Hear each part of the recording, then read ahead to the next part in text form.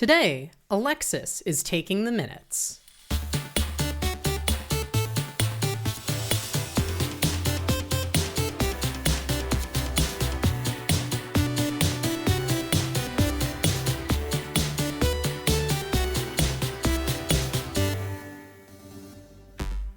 Welcome to Setting the Record Queer, a podcast where queer people talk about the pursuits and communities they love. This is Taking the Minutes 4, and it's going to be about managing communities. My name is Alexis, my pronouns are it, its, and she, her, and I'm your host. So, I want to talk about a topic today that I think obviously I'm fairly familiar with after having done it in a lot of different places over the past 5 years or so, and that is managing communities. I want to cover starting communities, managing them, as in the title, and moderating them, just giving some tips that I've picked up over the years of doing this, given what has and hasn't worked for me as I've been doing this. So let's start with starting communities, and this is maybe the hardest part, because I'll just say right up front that a lot of starting a community is frankly luck. You either get a bunch of people who get along, or you don't. If you don't have the platform or the reach to gather people together, it might just not happen. So a community has to center around something. That can be anything from a specific interest to even a specific person or anything like that. And when you're designing a community, you have to take into consideration the pros and cons of having a very specific community, which means people are more likely to get along, but you may not get enough people.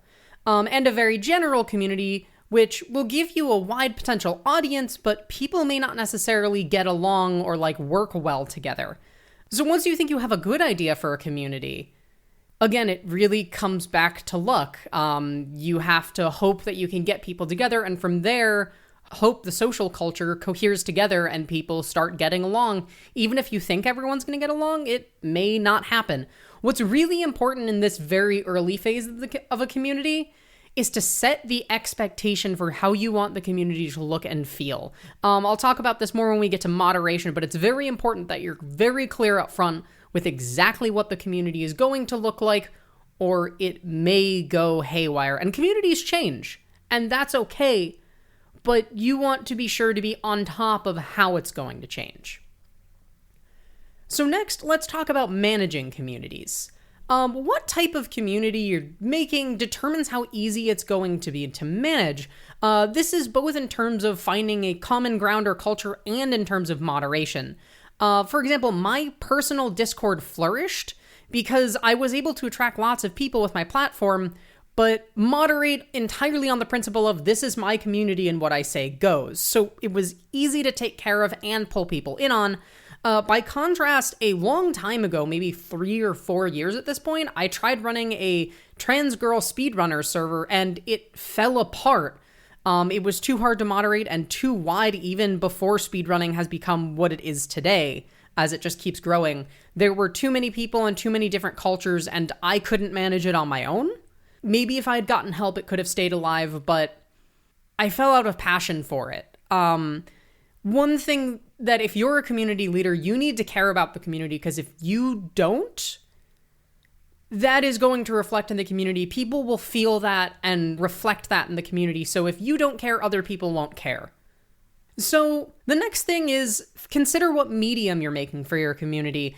Discords or group chats are great for spontaneous, fluid conversation between, subgroups, but in-person meetings or more active events give a feeling of presence and activity and allow for more than just conversation. Depending on what binds your community together, one might be better than the other. From there, you need to make sure to keep the community active. You need to start conversations or make sure conversations are starting. You can put together community events or meetups or games nights or whatever form that might take for what you're doing. You want to grow the community, and that is where you get into the fun of advertising. I'm not going to cover advertising in this podcast. It's really hard, and I'm not good at it, so I'm not going to speak on it, but getting more people to come into your community is important, obviously. A community can stay alive on the same starting group of people, and I am in communities like that, but that's not always going to be the case. People come and go, and you need new people coming in, or the community is going to die off. One thing to consider when making a community is that managing a community is really stressful, frankly, especially the bigger it gets and the wider it gets. You need to have people you can rely on and trust and vent to and check in with, whether that's about moderation policy or just, what do you think of this thing this person just posted, or let me tell you about something that frustrated me. You're going to need that, frankly. And I mentioned adaptation earlier. Sometimes communities become something you don't want to be a part of, and that's okay, but at that point the mantle needs to be passed. Don't lead a community you don't care for. It will show and it will bleed into the community culture, as I said. All right, so that's my bit on managing communities, and now probably the most challenging segment of this little Taking the Minutes episode. Let's talk about moderating communities. So up front, the most important thing you can do by far is set explicit and detailed rules. So in addition to setting hard boundaries, rules can serve to set expectations like soft bans and will serve to keep away some toxic people. For examples of rules, and these will be linked in the show notes, you can look at the rules in the Setting the Record Queer server, or in my server, and the rules there are a little bit longer than the Setting the Record Queer server, or go look at the Speedruns Rochester Code of Conduct, which is like several pages of a lot of legalese, because Speedruns Rochester is an in-person thing with more people and more diversity of what's going on, and so we had to cover a lot more things in that document. Take a look at all of those. Figure out what style and density of rules may be better for your community, because rules are value judgments. When coming up with a rule, you have to decide what a rule adds to your community or creates for that community, and at the same time, what does it limit and what does it risk? And that can mean a lot of things for a lot of different rules in different communities. So when moderating, it is incredibly important to respond to issues quickly and consistently. I strongly recommend you log infractions to catch repeat offenders, because there's a difference between a first-time offense and a 15th-time offense. If you cannot keep up with your community, you need moderators. An unmoderated community is liable to catch fire and fall apart. This may sound obvious to some of you, but maybe not for everyone.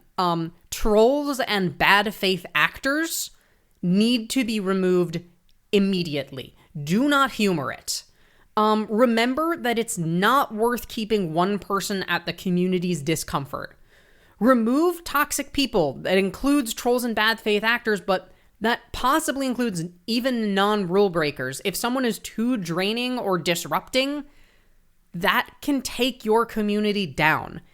And frankly, if this sounds like it sucks and is really hard to do, that's because it is both of those things. Like I said, managing communities is hard. And then I think the final thing I can say about community moderation is to be transparent and receptive to community feedback. Have open dialogue on rules and culture. I recommend having anonymous feedback as a thing that you offer. Obviously, you're going to get, trolls and stuff in it if trolls catch wind of your community, but you can just delete those. If you keep a private anonymous feedback form, such as like an anonymous Google survey, that's a really good way to make sure your community evolves with the people who are in it. So that's my basic rundown of some thoughts I have on how to manage communities. Just kind of in summary, starting communities is hard and requires some luck and opportunity and good consideration of what you want the community to look like. And managing and moderating communities is kind of stressful, but I want to emphasize, since I realized I hadn't really said this until now, that it's really rewarding. My personal Discord server has been active for years on end at this point. It has been a constant source of comfort and enjoyment for me, especially recently when, we started playing Final Fantasy XIV, and now we have sort of this whole active community within the community that's practically active 24/7. It's wonderful to be in spaces with people you enjoy spending time with. And all of the stress and the difficulty and the scary decision-making and the overwhelming responsibility is incredibly worth it when you strike gold and make that perfect community, but not every community is going to be that. Sometimes a community just won't happen even if you try to start it. Sometimes it will fall apart afterwards, and that's okay. Keep trying, because it's worth it. So that's all I have to say about starting communities. Look forward next week to us releasing our episode on burlesque with Faye Havoc. This has been Alexis for Taking the Minutes 4 on Setting the Record Queer. Thank you so much for listening.